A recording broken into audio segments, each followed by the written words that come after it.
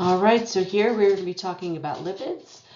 First, we're going to be talking about fatty acid structure.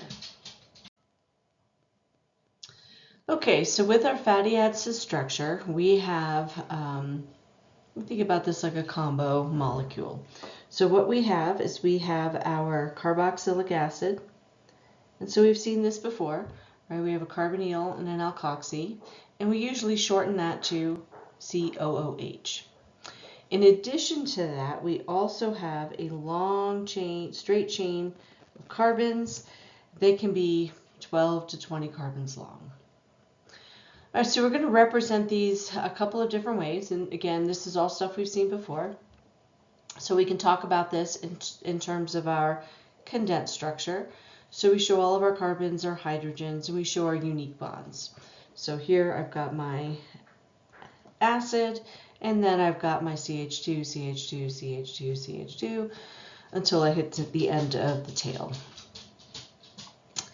It's very useful for us to do a super condensed structure, so rather than writing out all those CH2s, we are going to shorten that down and tell you exactly how many CH2s we have in that chain.